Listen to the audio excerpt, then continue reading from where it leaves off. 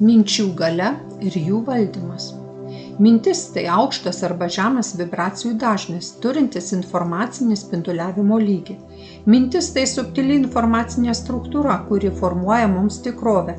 Mūsų planetos vystymosi eroje minčių galia yra labai aktyvi ir žmogus turi mokytis valdyti savo mintis.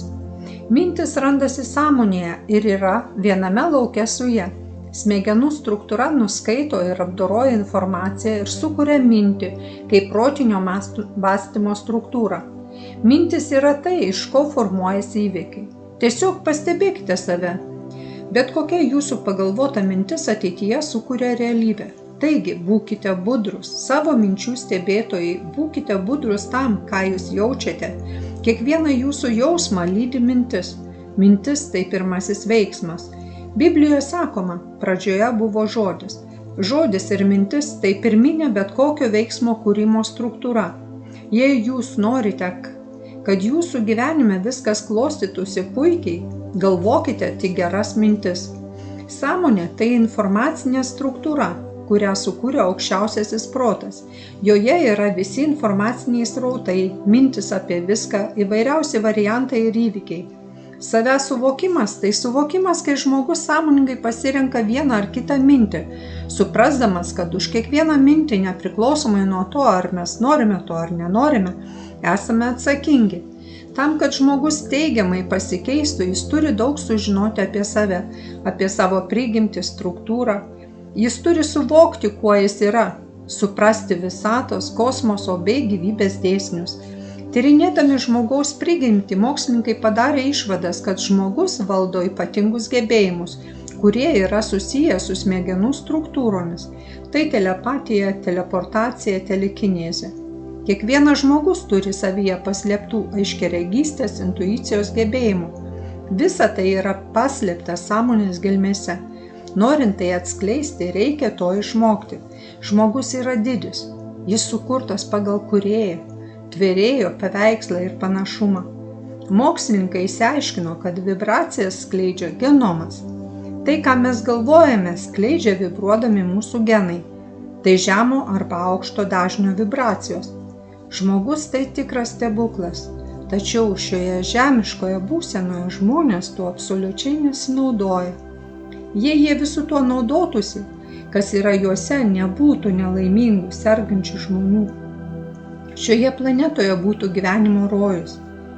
Kiekvieno žmogaus gyvenimo matymas yra skirtingas. Kiekvieno žmogaus smegenys yra individualios ir kiekvieno derinimasis yra skirtingas.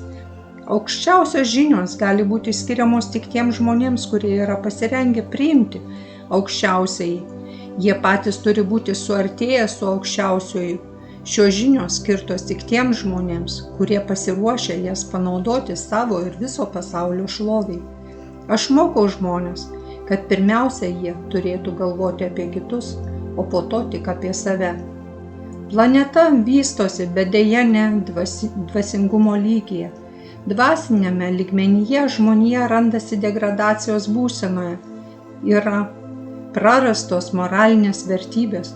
Tokios savybės kaip garbė, sąžinės, sąmoningumas daugeliui žmonių nėra būdingos. Kaligastijos amžius eina į pabaigą. Tai buvęs šios planetos planetarinis kunigaikštis, kuris valdė šią planetą ir vystė ją tam tikrame lygyje. Dabar žmonija išgyvena bandomąjį laikotarpį. Tie žmonės, kurie parodys norą savęs ugdymui, atskleisti savyje tuos ypatingus sugebėjimus, tą potencialą, kuris slypi kiekviename žmoguje, tie žmonės įsikūnys šioje planetoje, šioje planetoje gyvenimo tikrovę. Ir gyvenimas bus daug geresnis, nes ateis ir gims tik dvasingi žmonės. Bet tam, kad ateiti, reikia jau šiandien tapti dvasingu, tobulėjančiu žmogumi. Dvasingumo vystymas – tai savo energijos, dvasios vystymas.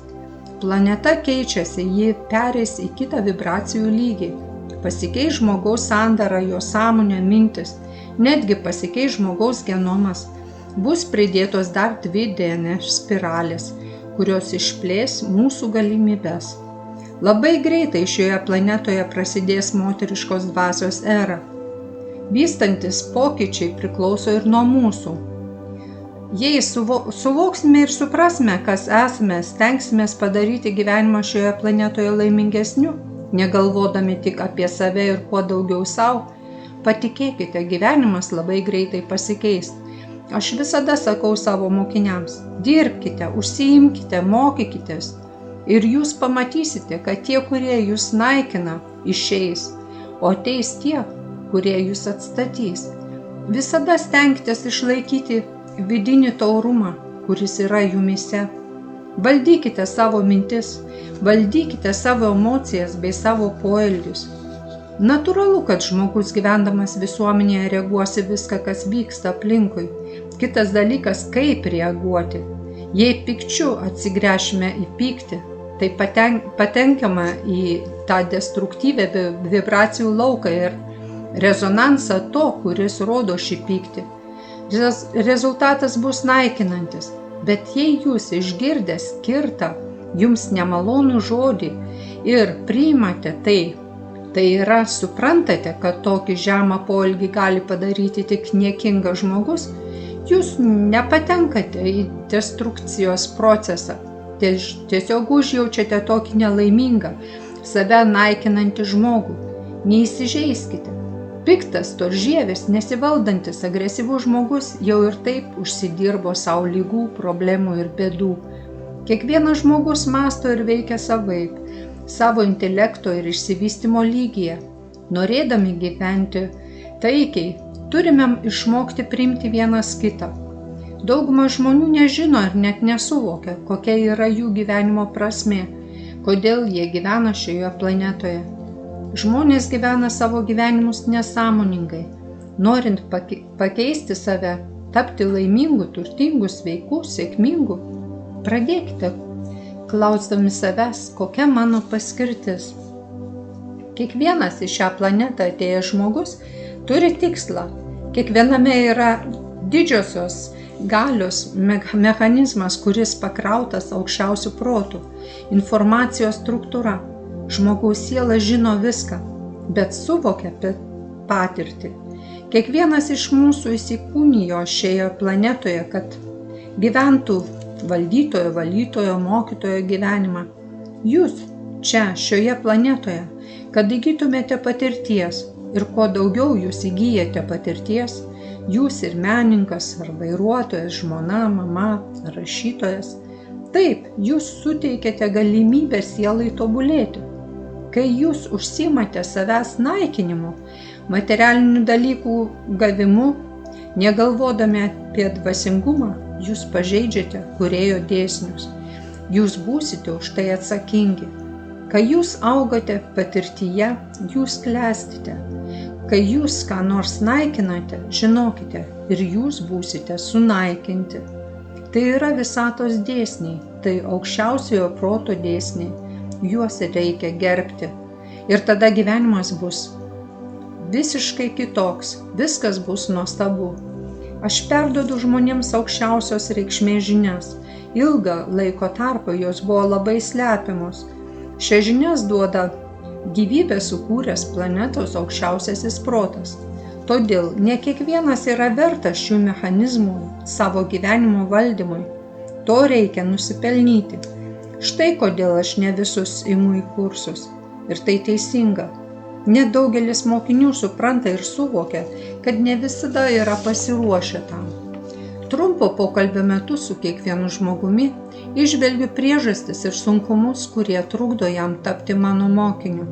Bet kiekvienas turi galimybę pasikeisti. Todėl rekomenduoju, patariu, kokias knygas reikėtų perskaityti, kaip pasiruošti. Jei žmogus dirba su savimi, jis gali viską.